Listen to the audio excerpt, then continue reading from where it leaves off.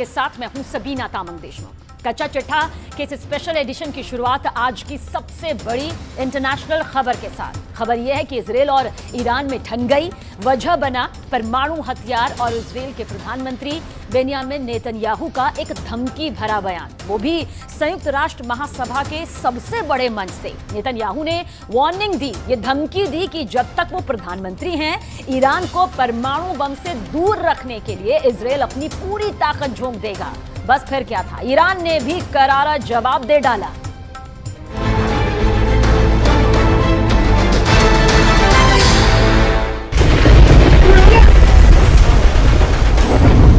Video number 1।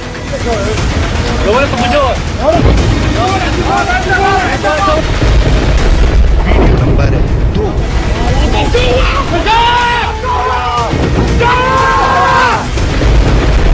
Video number 3।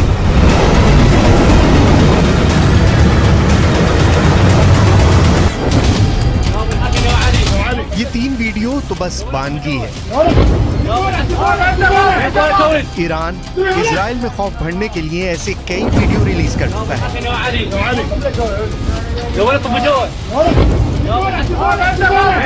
ये video Israel के लिए किसी चेतावनी से कम नहीं।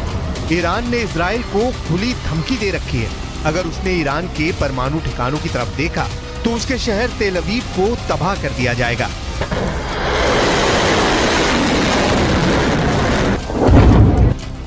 ईरान के मीडिया की तरफ से जारी किए गए ये वीडियो एक बार फिर ट्रेंड कर रहा है। वीडियो में दिखाया गया है कि कैसे ईरान के मिसाइलों ने मोर्चा संभाल रखा है। ईरान की मीडिया के मुताबिक इन मिसाइलों के निशाने पर इजराइल का तेल अवीव शहर था। कहा गया कि अगर ईरान के परमाणु ठिकानों पर हमला हुआ तो इजराइल का शहर तेल अवीव मलबे में बदल जाएगा।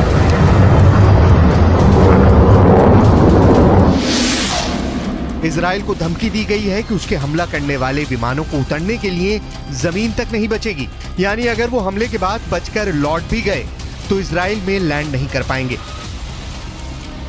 ईरान इजराइल की बरसों पुरानी दुश्मनी बहुत ही खतरनाक मुकाम पर पहुंच गई है। वजह बना है इजराइल के प्रधानमंत्री बेंजामिन नेतन्याहू का संयुक्त राष्ट्र महासभा के मंच से ईरान को दी गई सीधी धमकी। Iran's nuclear ambitions, this policy must change. Sanctions must be snapped back. And above all, Iran must face a credible nuclear threat. As long as I'm Prime Minister of Israel, I will do everything in my power to prevent Iran from getting nuclear weapons. सुना आपने, दुनिया की सबसे बड़ी पंचायत में Benjamin Netanyahu ने Iran को परमाणु धमकी दे डाली। नेतन्याहू ने ईरान को परमाणु शक्ति बनने से रोकने की बात कही।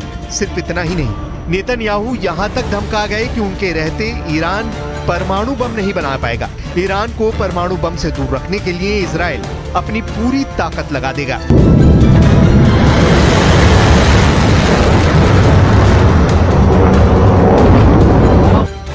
इजराइल की सैन्य शक्ति दुनिया से छिपी नहीं। इजराइल हर ओर दुश्मनों से घिरा हुआ है, फिर भी किसी की हिम्मत नहीं है कि उससे सीधा पंगा ले सके। इसके पीछे इजराइल की ताकतवर सेना है, इजराइल के घातक हथियार हैं, इजराइल के परमाणु हथियार हैं।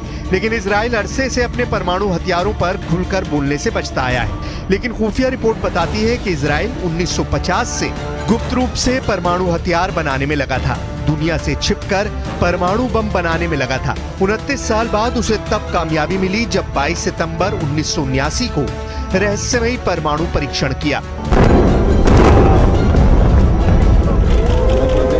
दावा तो ये भी किया जाता है कि इजराइल में परमाणु मिसाइलों के लिए ऐसे साइलो बने हुए हैं जहां परमाणु मिसाइलों को लगाया गया है।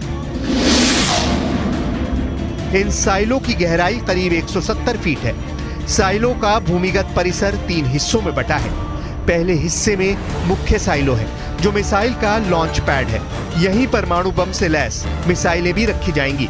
दूसरा हिस्सा मास्टर कंट्रोल रूम होता है, जहां मिसाइल लॉन्च का बटन होगा। तीसरे हिस्से में मिसाइल सेंटर में काम करने वालों के क्वार्टर बने हैं। इसमें पानी, बिजली और सीवेज सिस्टम है। पूरे भूमिगत परिसर को परमाणु हमले का सामना करने के लिए भी डिजाइन किया गया है। दावे के मुताबिक आज की तारीख में इजराइल के शांत रेगिस्तान में नेगेव परमाणु रिसर्च सेंटर है जहां ताकतवर हथियार बनाने का काम किया जाता है। Stockholm International Peace Research Institute के मुताबिक इजराइल के पास करीब 90 परमाणु हथियारों का जखीरा है, लेकिन इजराइल ने कभी भी खुद को परमाणु हथियारों से संपन्न देश नहीं बताया है। यही वजह है कि संयुक्त राष्ट्र में प्रधानमंत्री नेतन्याहू के परमाणु धमकी वाले बयान को उनके ही कार्यालय ने तुरंत वापस ले लिया। नेतन्याहू के दफ्तर से एक बयान जारी कर सफाई दी गई है, जिसमें कहा गया है कि तैयार भाषण में परमाणु खतरे की बजाय सैन्य खतरा लिखा हुआ था और प्रधानमंत्री भाषण के मूल पाठ पर कायम है। वहीं दावा किया जा रहा है कि ईरान परमाणु बम बनाने के काफी करीब पहुंच गया है। ईरान ने परमाणु कार्यक्रम को लेकर यूएन की संस्था IAEA यानी इंटरनेशनल एटॉमिक एनर्जी एजेंसी की एक रिपोर्ट में कहा गया है कि ईरान ने यूरेनियम की एक बड़ी खेप को इकट्ठा कर लिया है। दावे के मुताबिक ईरान ने यूरेनियम का जो जखीरा जमा किया है उसे इतना संवर्धित कर लिया है जिसके आधार पर कहा जा सकता है कि ईरान परमाणु बम बनाने के करीब पहुंच गया है। परमाणु बम बनाने के लिए 90% संवर्धित यूरेनियम की जरूरत होती है और IAEA के मुताबिक ईरान 83.7% संवर्धित यूरेनियम हासिल कर चुका है, यानी वो एटम बम बनाने के बेहद करीब पहुंच गया है। IAEA की रिपोर्ट के मुताबिक 2015 में हुए परमाणु समझौते के बाद ईरान के यूरेनियम का भंडार कई गुना बढ़ चुका है। हालांकि उस डील में ईरान के यूरेनियम के भंडार की लिमिट तय की गई थी। IAEA की रिपोर्ट में यह दावा किया गया है कि 15 मई 2022 तक ईरान का कुल यूरेनियम 3,809 किलो तक पाया गया, जो कि अमेरिका समेत कुछ पश्चिमी देशों के साथ हुए ईरान की परमाणु डील में तय की गई सीमा से 18 गुना से भी ज्यादा है। हालांकि अब तक ईरान इस रिपोर्ट को नकारता रहा है, लेकिन इजराइल से मिली धमकी के बाद वो भड़का हुआ है। इसमें कोई शक नहीं है कि पश्चिम एशिया में इजराइल और ईरान एक दूसरे के सबसे बड़े दुश्मन हैं। दोनों ही हमेशा एक दूसरे को मिटाने की धमकियां देते हैं। हाल ही में ईरान एक खास परेड कर दुश्मनों को अपनी ताकत दिखा चुका है। ईरान ने हाल ही में अपनी एक नई मिसाइल का टेस्ट करके बता दिया कि वो इजराइल को मिट्टी में मिला सकता है। इससे आप ईरान के तेवर को समझ सकते हैं। ये ईरान की नई मिसाइल खुर्रम शहर 4 है, जो टेक्नोलॉजी के मामले में ईरान की बहुत ही खतरनाक मिसाइल मानी जा रही है। खुर्रम शहर 4 की मिसाइल की रेंज 2000 किलोमीटर है और ये 1500 किलो तक का वॉरहेड ले जा सकती है। खुर्रम शहर 4 इतनी सटीक है कि मिसाइल अपने टारगेट के 30 मीटर के दायरे में गिरती है। 13 मीटर लंबी इस मिसाइल को लॉन्चिंग के दौरान ही खत्म किया जा सकता है, क्योंकि जब ये अपने टारगेट की तरफ बढ़ती है, यानी टर्मिनल स्टेज में इस मिसाइल की रफ्तार करीब 20,000 किलोमीटर प्रति घंटा होती है। इजराइल के किसी भी मिसाइल डिफेंस के लिए इसे रोकना आसान नहीं होगा। ईरान के राष्ट्रपति इब्राहिम रईसी ने इस मिसाइल के साथ अपना बहुत खास वीडियो भी शूट कराया है। मिसाइल के बाद अब ईरान के इस खास ड्रोन को देख लीजिए, जो इजराइल के लिए किसी मुसीबत से कम नहीं है। हाल ही में इस ड्रोन को लॉन्च करके ईरान ने अमेरिका और इजराइल को बहुत बड़ी वार्निंग दी है। सवाल है, आखिर इस नए ड्रोन को लेकर ईरान का आत्मविश्वास इतना क्यों बढ़ गया है? आगे बढ़ने से पहले इसका जवाब जान लीजिए। ये ड्रोन गाइडेड बम से लैस है। ये drone anti tank guided missile से लैस है। इस ड्रोन का नाम है मुहाजिर 10 और यही ड्रोन पूरी दुनिया को दिखाकर ईरान ने 2 देशों को बहुत ही खतरनाक चुनौती दे दी है। एक है अमेरिका और दूसरा है इजराइल। दोनों ही ईरान के कट्टर दुश्मन माने जाते हैं। ईरान के डिफेंस शो में मुजाहिर 10 को जब दुनिया के सामने लाया गया तो इसकी तुलना अमेरिका के MQ-9 ड्रोन से की जाने लगी। MQ-9, जिसे प्रीडेटर B ड्रोन भी कहा जाता है, ये वो ड्रोन है जिससे अमेरिका ने अफगानिस्तान और पश्चिम एशिया में अपने बड़े बड़े टारगेट को खत्म किया है। इसमें अलकायदा का चीफ अल-ज़वाहिरी भी शामिल था। लेकिन अब इसी ड्रोन की नकल बनाकर ईरान अमेरिका को चैलेंज कर रहा है। ईरान और इजरायल की दूरी 1800 किलोमीटर है और ईरान का यह दावा है कि मुहाजिर 10 2000 किलोमीटर की रेंज तक हमला कर सकता है। यानी इजरायल एक तरफा उड़ान भर सकता है और वहां एक कामिकाजे ड्रोन की तरह यह हमला कर सकता है। और इसी बात को लेकर अमेरिका और इजरायल घबराए हुए हैं। अगर आप दूरी देखेंगे तो देखिए मात्र 1800 किलोमीटर है और इसकी रेंज की अगर बात की जाए तो वो 2000 किलोमीटर की है। यानी क्योंकि इसी ड्रोन के साथ ईरान का पहला टारगेट बनेंगे अमेरिका और इजरायल और उनके सैन्य अड्डे भी बनेंगे। मुहाजिर 10 ड्रोन की रेंज 2000 किलोमीटर तक है और ये 24 घंटे तक आसमान में मंडरा सकता है। और सबसे बड़ी बात यह कि मुहाजिर 10 ड्रोन 300 किलो वजन तक की मिसाइल और बम अपने साथ लेकर उड़ सकता है और यही वजह है कि इजरायल और अमेरिका लगातार घबराए हुए हैं। ईरान के ड्रोन की रेंज बढ़ती जा रही है और अब इनकी जद में पश्चिम एशिया के वो इलाके भी आ रहे हैं जहां अमेरिका के अड्डे हैं और वो इस ड्रोन को लेकर काफी बौखलाए हुए हैं। ईरान की ऐसी ही ड्रोन पावर को काउंटर करने के लिए इजराइल अब लगातार अपने आयरन डोम जैसे मशहूर एयर डिफेंस सिस्टम को अपग्रेड करने पर मजबूर हो गया है। लेकिन संयुक्त राष्ट्र महासभा के मंच से ईरान को धमकी देकर नेतन्याहू ने खाड़ी के एक हिस्से को खौला दिया है।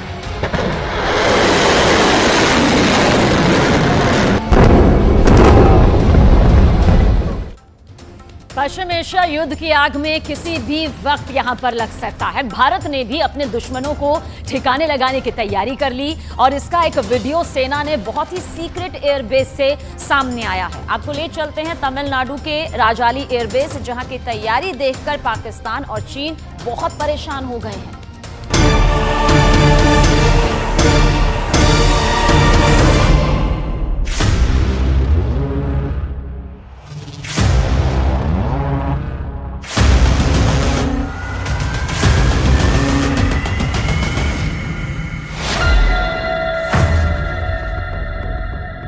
ये खामोश शिकारी है। ये घात लगाता है, दुश्मन पर लगातार नजर रखता है और जब हमले का वक्त आता है तो ये चूकता बिल्कुल नहीं।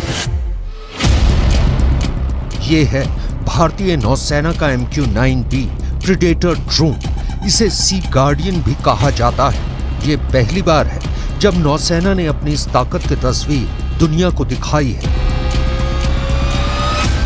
ये ड्रोन हजारों मीटर की ऊंचाई से सरहदों की निगरानी करता है और अब बहुत जल्द दुश्मन की पनडुब्बी को डुबोने में काम आएगा। नौसेना में 3 साल ऑपरेट करने के बाद ये ड्रोन 13,000 घंटे के मिशन पूरे कर चुका है। भारत ने अमेरिका से ऐसे 2 ड्रोन लीज पर लिए थे और अब ये ड्रोन हिंद महासागर की 24 घंटे निगरानी कर रहे हैं। इसको शिकारी क्यों कहा जाता है? इसे घात लगाकर हमला करने वाला शेर क्यों कहा जा रहा है? इसे भारतीय सेना की सबसे नई और सबसे आधुनिक ताकत क्यों कहा जा रहा है? इसके लिए देखिए राजाली एयरबेस से ये रिपोर्ट, जहां ये प्रीडेटर ड्रोन तैनात है। यहां से ये हजारों किलोमीटर तक समंदर यानी हिंद महासागर पर निगाह रखते हैं। इन ड्रोन का खौफ अमेरिका के दुश्मनों में बहुत ज्यादा रहा है। पाकिस्तान से लेकर अफगानिस्तान और यमन तक अमेरिका ने अपने कई दुश्मन इसी ड्रोन से निपटाए हैं। अब ये ड्रोन भारत के पास भी है। इसका अटैक वर्जन भी भारत जल्द ही अमेरिका से खरीदने वाला है। रिपोर्ट के मुताबिक भारत अमेरिका से 31 MQ-9B ड्रोन खरीदेगा। इसमें 15 ड्रोन भारतीय नौसेना के लिए होंगे। इसमें 8 ड्रोन एयरफोर्स के लिए होंगे और 8 ही ड्रोन आर्मी यानी थल सेना ऑपरेट करेगी। ये ड्रोन गाइडेड मिसाइल और लेजर बम से लैस होंगे और निगरानी के साथ दुश्मन पर हमला भी करेंगे। India has vast EEZ of 2.37 million square nautical miles and around 80% of the world's maritime oil passes through the Indian Ocean. Indian Navy has a need to ensure the safety and security of the EEZ while ensuring the lawful use of the high seas. 15 of these aircraft will provide the Indian Navy to cost effectively maintain a strict vigil over the areas. जब से भारत और America के बीच MQ-9B के attack version को लेकर बात हुई, 2 देश बहुत ज्यादा घबराए हुए हैं। जाहिर है इनका नाम है पाकिस्तान और चीन। इन दोनों मुल्कों में MQ-9B ड्रोन की ताकत पर बहस हो रही है। इससे बचने की तरकीब खोजी जा रही है। युद्ध के हालात में ये ड्रोन LOC के पार POK में भी अटैक करेगा। ये ड्रोन LAC के पास चीन के अड्डों को भी नहीं बख्शेगा और समंदर में ये चीन और पाकिस्तान के जंगी जहाजों और पनडुब्बियों पर हमले का पूरा माहौल तैयार कर देगा। ये ड्रोन अभी तमिलनाडु के राजाली एयरबेस पर तैनात किए गए हैं। आर्मी और एयरफोर्स के पास आने के बाद इन ड्रोन्स को उत्तर भारत और बाकी हिस्सों में भी तैनात किया जाएगा। ये ड्रोन हजारों किलोमीटर की रेंज में ऑपरेट कर सकते हैं और सबसे खास बात, अगर मिशन नाकाम होता है तो कंट्रोल रूम से इसे ऑपरेट कर रहा पायलट पूरी तरह सुरक्षित रहेगा। MQ-9B प्रेडेटर दुनिया का सबसे खतरनाक ड्रोन माना जाता है, इसमें कोई शक नहीं है। ये ड्रोन 8000 किलोमीटर की रेंज में 30 घंटे तक मंडरा सकता है, यानी कि देखिए इसकी रेंज 8000 किलोमीटर है और 50,000 फीट तक ये उड़ान भी भर सकता है। और ये 50,000 फीट तक अगर उड़ान भरेगा तो आप समझ सकते हैं कि किस तरीके से सब कुछ तहस नहस कर सकता है, एक बड़ी तबाही मचा सकता है। यानी 15,000 मीटर तक ये पहुंच सकता है और ये 2000 किलो तक के बम और मिसाइल भी ले जा सकता है। इसमें एंटी टैंक मिसाइल है और लेजर गाइडेड बम भी इसमें शामिल है। ये ड्रोन 450 किलोमीटर प्रति घंटे की रफ्तार से उड़ान भर सकता है और कम वजन इसका होगा तो रफ्तार और ज्यादा तेज होगी। यानी देखिए कितना खतरनाक ये हो सकता है और यही बातें इसको और ज्यादा बेहद खास बनाती हैं। इसमें हाई डेफिनेशन कैमरा भी लगा हुआ है जो जमीन हो या फिर समंदर की सतह, उसकी निगरानी आराम से कर सकता है और वीडियो कमांड सेंटर तक ये भेज सकता है ताकि दुश्मन को पहचाना जा सके। और अब नौसेना के पास जो ड्रोन है उसे एंटी सबमरीन वॉरफेयर में इस्तेमाल किया जाएगा और ये इसका निगरानी करने वाला वर्जन सी गार्डियन ड्रोन है और इसमें ऐसा सिस्टम लगाया जाएगा जो पनडुब्बियों को ट्रैक कर सके। नौसेना के लिए जो MQ-9B ड्रोन है उसमें जल्द ही सोनार वाला सिस्टम लगाया जाएगा, जिससे ये ड्रोन समंदर की सतह के नीचे पनडुब्बियों को भी ट्रैक करेगा। जब दुश्मन की पनडुब्बी हिंद महासागर में भारत के इलाके के आसपास भी मंडराने की कोशिश करेगी तो ये ड्रोन उसका पता बहुत आराम से लगा लेगा। इसके लिए इस ड्रोन में सोनोबॉय वाला सिस्टम लगा होगा जो समंदर में सोनोबॉय लॉन्च करेगा। ये सोनोबॉय पनडुब्बियों के सोनार सिग्नेचर यानी उसकी आवाज को ट्रैक करके कमांड सेंटर तक जानकारी पहुंचाएंगे और फिर नजदीकी जंगी जहाजों या फिर P-8I जैसे टोही विमानों से टॉर्पीडो लॉन्च किया जाएगा। ऐसे ही दुश्मन का काम तमाम हो जाएगा। As previously mentioned, the aircraft with its max altitude of 40,000 feet and endurance of 30 plus hours, it has the capability to provide real-time video and can be deployed as an airborne outpost guarding the Indian borders.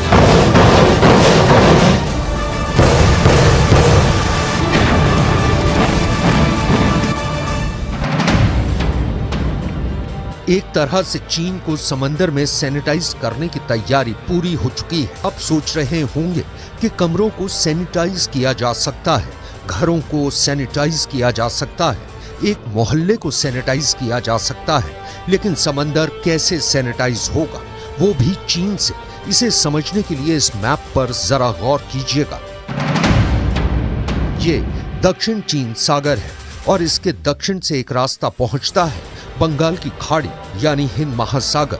अगर चीन की नौसेना भारत पर attack करना चाहेगी तो वो इसी रास्ते का इस्तेमाल करेगी, जिसे मलक्का स्ट्रेट कहा जाता है। ये करीब 1000 किलोमीटर लंबा लेकिन महज 200 मीटर तक गहरा समुद्री गलियारा है। ट्रेड रूट की वजह से ये चीन की लाइफलाइन भी कहा जाता है, लेकिन इसके एग्जिट पॉइंट यानी जहां से गलियारा हिंद महासागर में खुलता है वहां भारतीय नौसेना का बहुत बड़ा पहरा हमेशा लगा रहता है। भारत को चीन को यहीं पर रोकना होगा और अगर ऐसा हुआ तो चीन का गेम खत्म हो जाएगा। ये काम कैसे होगा इसे हम आपको तफसील से बताएंगे, जिससे आप बहुत आसानी से समझ जाएंगे कि चीन की नौसेना अगर भारत की तरफ इस गलियारे में घुस भी गई तो जिंदा वापस नहीं लौटेगी। फिर चाहे क्यों न चीन 350 जंगी जहाजों की नेवी बन चुका हो और अब 3 कैरियर वाली नेवी बनने के लिए पूरी तरह तैयार है, लेकिन वो अब भी अपने कैरियर बैटल ग्रुप हिंद महासागर में लाने की गलती नहीं करेगा। इसकी बड़ी वजह भारत की निगरानी क्षमता है, जो MQ-9B ड्रोन से कई गुना बढ़ गई है। सवाल है कि क्या चीन अपने कैरियर बैटल ग्रुप लेकर भारत के इलाके में दाखिल होने की हिम्मत करेगा? इसे समझने के लिए आपको भारत की कैरियर वॉरफेयर की तैयारी और उसके कुछ चुनिंदा हथियारों पर नजर डालनी होगी। ये हथियार समंदर की सतह पर भी होंगे, ये हथियार आसमान में भी होंगे और ये हथियार समंदर की गहराई में भी ऑपरेट करेंगे, लेकिन दिखाई नहीं देंगे। चीन को दूर रखने के लिए डिटरेंट को लागू करने में 3 फैक्टर बड़ा काम करेंगे। पहला, जियोग्राफी। चीन की नेवल पावर दक्षिण चीन सागर तक महदूद रह जाती है। हिंद महासागर में पहुंचने के लिए उसके सामने मलक्का स्ट्रेट जैसा टोल प्लाजा खड़ा है। चीन का इसे क्रॉस करना भारत के लिए रेड लाइन होगा। दूसरा, भारत की A2AD वाली स्ट्रैटेजी, जो चीन दक्षिण चीन सागर में अपनाता है, यानी हिंद महासागर भारत का इलाका है और यहां भारतीय नौसेना का दायरा काफी बड़ा है। A2AD का मतलब है एंटी एक्सेस एरिया डिनायल। नौसेना में इसे एक इलाके को इस तरह सैनिटाइज करना कहते हैं कि दूसरी नेवी इसमें दाखिल ना हो पाए, और ये स्ट्रैटेजी तीसरे फैक्टर की मदद से तैयार की जाती है। तीसरा फैक्टर है भारत के फोर्स मल्टीप्लायर। भारत के पास ब्रह्मोस से लैस सुखोई विमान है, हार्पून मिसाइल से लैस P-8I जैसी सबमरीन हंटर विमान है। कनाडा के लिए खालिस्तान का खेल अब उसके लिए आग साबित हो रहा है। जो कनाडा भारत के एजेंटों पर आतंकी हरदीप सिंह निज्जर की हत्या पर का आरोप लगा रहा है, अब वही कनाडा खालिस्तानियों के गदर से खौफ में आ गया है। दावा यह किया जा रहा है कि भारत ने खालिस्तान के मुद्दे पर कनाडा को झुकने के लिए मजबूर कर दिया।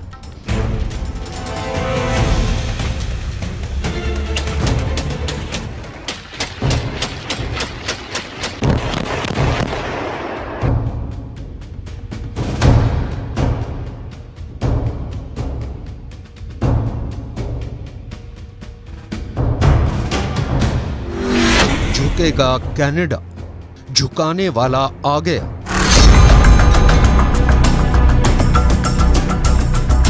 ये आज का कनाडा है, जो पाकिस्तान की खुफिया एजेंसी ISI के इशारे पर खालिस्तानी आग से खेल रहा है।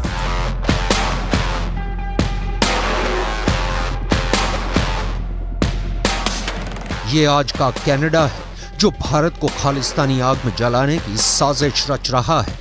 कनाडा में भारत का तिरंगा झंडा जलाया जा रहा है।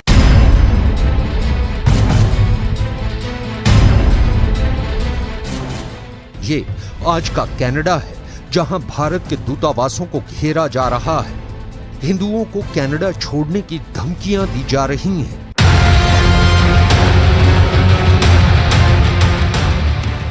खालिस्तानी आतंकी हरदीप सिंह निज्जर की हत्या पर घड़ियाली आंसू बहाने वाले ये कनाडा के वही प्रधानमंत्री जस्टिन ट्रूडो हैं, जो प्रधानमंत्री की कुर्सी से चिपके रहने के लिए खालिस्तानी आतंकियों को खुदा मानने लगे हैं।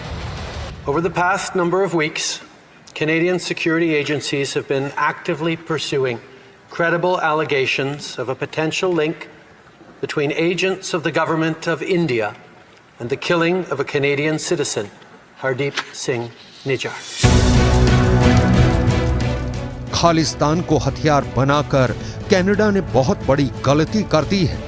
खालिस्तान के नाम पर मुट्ठी भर सिरफिरों के चक्कर में ट्रूडो ने अपनी मिट्टी पलीत करा ली है। जस्टिन ट्रूडो का खालिस्तानी खेल अब पाकिस्तानी साजिश से जुड़ता जा रहा है। खबर तो यहां तक आने लगी है कि पाकिस्तानी खुफिया एजेंसी ISI के इशारे पर खालिस्तानी आतंकी हरदीप सिंह निज्जर की हत्या की गई।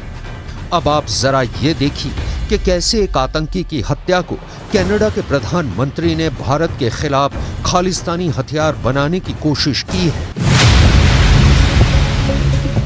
ISI की खालिस्तानी साजिश, कनाडा बना पाकिस्तान।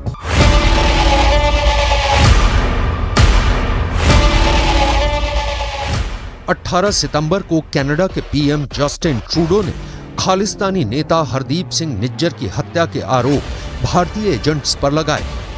20 सितंबर को खालिस्तानी नेता गुरपतवंत सिंह पन्नू ने हिंदुओं को कनाडा छोड़ने की धमकी दी। 25 सितंबर को खालिस्तानी समर्थकों ने वैंकूवर में भारतीय दूतावास के सामने तिरंगे को फाड़ दिया। लेकिन जिस तरह से भारत सरकार ने कनाडा के प्रधानमंत्री के खालिस्तानी बयान पर पलटवार किया है, उससे खालिस्तानी आतंकियों के साथ साथ कनाडा भी बौखला गया है। यूएन जनरल असेंबली में भारत के विदेश मंत्री एस जयशंकर के संबोधन के बाद कनाडा की तरफ से भी बयान आया है। एस जयशंकर ने 26 सितंबर को संयुक्त राष्ट्र महासभा के 78वें सत्र को संबोधित किया था। इस दौरान उन्होंने आतंकवाद के मुद्दे पर नाम लिए बिना ही कनाडा और वहां के प्रधानमंत्री जस्टिन ट्रूडो को संदेश दे दिया था, जिसके बाद इसी मंच से यूएन में कनाडा के स्थायी प्रतिनिधि बॉब रे की प्रतिक्रिया सामने आई है। बॉब रे के मुताबिक विदेशी हस्तक्षेप के कारण उनके देश का लोकतंत्र खतरे में है। बॉब रे ने यह भी कहा, हम राजनीतिक लाभ के लिए द्विपक्षीय संबंधों के नियमों को तोड़ मरोड़ नहीं सकते हैं। कनाडा में विदेशी हस्तक्षेप के विभिन्न माध्यमों से लोकतंत्र किस हद तक खतरे में है। बॉब रे ने यह भी कहा, कनाडा राजनीतिक लाभ के लिए झुकेगा नहीं।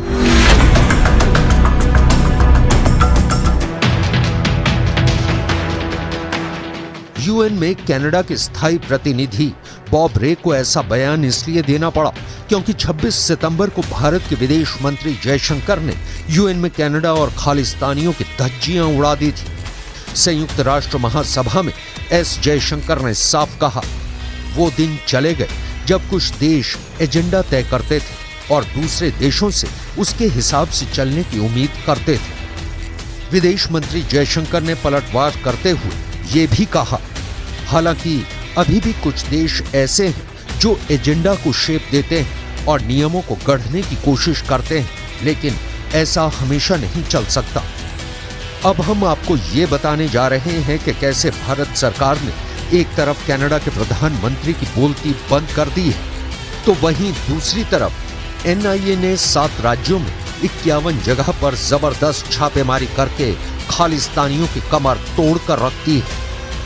कनाडा भले ही कहे कि वो भारत के आगे झुकेगा नहीं, लेकिन भारत ने कनाडा को झुका दिया है।